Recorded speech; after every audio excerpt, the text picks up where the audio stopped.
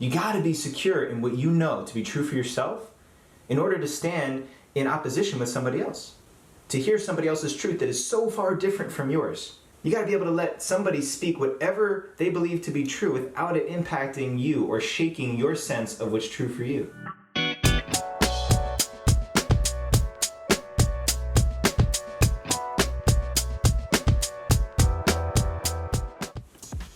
Why do you think so many people are suffering right now?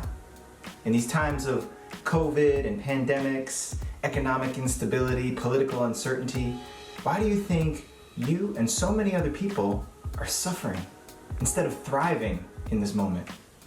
I'm going to tell you that it has everything to do with knowing your personal truth and what you stand for. So let's talk about truth for a minute. Interesting word, right? Truth. What is true anyway? I know in my life, for so many years, I was pursuing this ultimate universal truth. I wanted to get to the secrets of the universe and the ultimate reality that I and everybody else could subscribe in. Because I felt like if I knew what that was, then I wouldn't have to look for it anymore. I wouldn't have to keep asking myself the same questions. What is this life all about? What does it mean to be a man? All these big questions that billions of people are asking themselves all the time. I was looking for that one universal truth. And the problem is that there are no universal truths. And I don't care what YouTube videos or Instagram stories people are pitching out there that say the one universal truth is love, the one universal truth is collaboration, solidarity. All of those are great ideas. But when we really break down the word truth, there's very little that's actually reserved as universal truth. So let's talk about two types of truths. Number one, big truth, capital T. This is reserved for facts. Things that are indisputable. Every human would agree that 2 + 2 = 4. Unless you have somebody who's just trying to be contrarian, 2 + 2 = 4 for every human being who uses this mathematical system. So 2 + 2 = 4 is something we can all agree to. We've all said that 2 and 2 will equal 4 always, so that we have something to utilize in language, in relationship, to relate one experience to another, to communicate information across all different types of mediums. But when you start to ask what else is true, what else are universal truths that we can all subscribe to, there's very little. Especially when we start coming to what is the purpose of life? What is my purpose as a man? What am I supposed to be doing as a 30-year-old man on this planet today during a global pandemic? You see, all of those questions are subjective. So, big T truth for facts, which is very little, like a really tiny small slice of that pie, the rest of it is this little t truth, lowercase t truth. And what is that about? Lowercase t truth, that is my truth. That is the truth that I stand in, the truth that I believe in. My understanding of the world. My values about being a man, what I think it means to be a family man, what I think is important for someone to focus their life on, to put their energy and attention towards, what I think is the right political move for my country.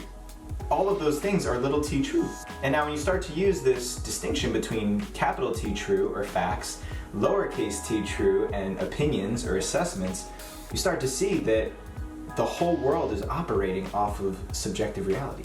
What's true for me?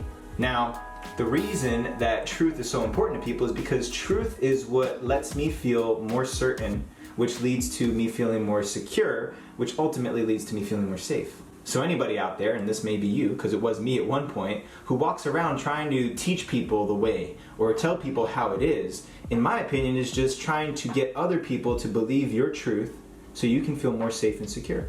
If I jumped on this podcast and said, hey, this is the way things are, this is the big T true, this is the little t true, and I made it so that this is the only way that it could possibly be, then I would be projecting a truth on you that you might not necessarily subscribe to. And if you don't like it, then that's going to put space between us. Versus, if I just tell you, this is my belief about what is true, this is why I believe so many people are suffering in the world, this is why I believe so many people have a hard time relating to each other and feeling unsafe in a world where there are so many different opinions, then you have room to disagree. But here's the kicker, and this is the linchpin for all humanity. This is the only way that we can really be a global community, is if we start to respect and make room for everybody's truth. Because there's so little that we can accept as universal truth. There's so little that we can actually point to as the way, the one thing that we can all agree upon. Everything else is subjective. It's my opinion and beliefs and your opinion and beliefs.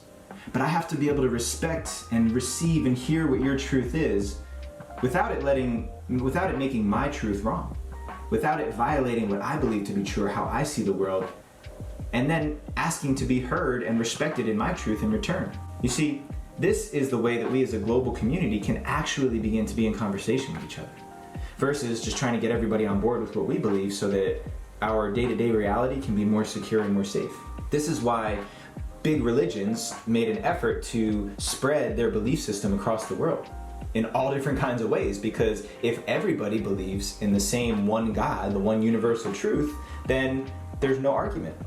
And we can all rest at ease knowing that we all have the same basis of a value system. So this, going all the way back to what I said in the beginning, why so many of us are suffering right now is because most people aren't secure or confident enough just to stand in what's true for you. You gotta be secure in what you know to be true for yourself in order to stand in opposition with somebody else, to hear somebody else's truth that is so far different from yours. You gotta be able to let somebody speak whatever they believe to be true without it impacting you or shaking your sense of what's true for you. Now, that's not to say that my lowercase t truth can change. That's part of being humble. That's part of being open, a forever learner, beginner's mindset. Being open to my truth and my reality might change, might shift. I might learn something new. I might start seeing things a different way. Flexibility in my truth. I don't have to be so attached to my certainty, because that is another thing that leads to suffering. If I can't allow myself to bend and flex with the changing understanding of how I see the world and how the world is around me, then I'm rigid. And like the rigid tree in the storm, it breaks. You gotta be like bamboo. You gotta bend with the wind. You gotta bend, be flexible with the changing of times, the changing of opinions, the shifting of thoughts. But always knowing that wherever my truth is in this moment, I'm secure with that. I feel safe and at ease knowing that I know who I am. I don't need everybody else to know who I am. I know what I bring to the table and what I carry with me when I walk in a room. But do you? Do you know what your truth is? Do you know how to distinguish your little t truth from everything else that you hear and see in the news, in politics, at family gatherings?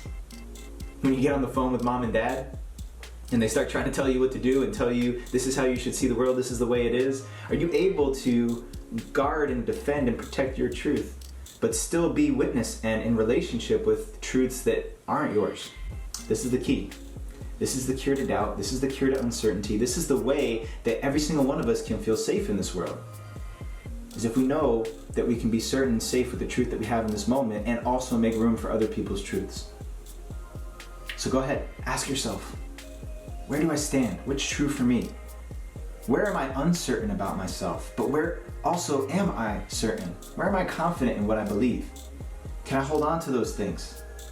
Can I step into a room with other people who have a very different opinion than I do and still be strong in what I believe in the way I see the world? And still be flexible enough to consider the things that I don't know? To me, that's the only way that we're going to get through this. That's the only way we can be balanced in a time of such great uncertainty, with so many different opinions and beliefs about how we can progress as a human race, as a global community, as a global society. There has to be truth. There has to be respect. There has to be flexibility. So, what's it going to take for you to do your part? You have to get more clear on what your truth is? Do you have to be able to be more willing, more flexible to hear other people and their truths? You have to work on your language skills and relational skills so that you can be in disagreement with somebody in a respectful way. Maybe learn something to ponder, something to think about. A way for you to do your part in making this entire global family more relatable, more united, more respectful of each other. And if you need any evidence about what disrespectful truth forbearance on people, just like forcing it on others looks like, then just turn on some of these political debates. Turn on the news. Listen for whoever's trying to force an agenda on someone else, because to me, that's not somebody who's secure in their truth. That's somebody who's trying to use fear and power to leverage a reality on somebody else, just so that you can get more people on board. Create safer territory around your kingdom. So do your part. Let this land. Spread the message. Spread the word. And if it's really hitting you, if it's really rocking you at your core, make sure that you subscribe to what we're doing here with Rising Man. Subscribe to this YouTube channel. Subscribe to the podcast. Go over to risingman.org and get yourself signed up to be a bigger part of the Rising Man movement today, because we need more men. We need you. We need you to jump on board and help us carry this message so that we can be the leaders that the next generation needs us to be. All right, family. Ciao for now. Rise up and claim your destiny.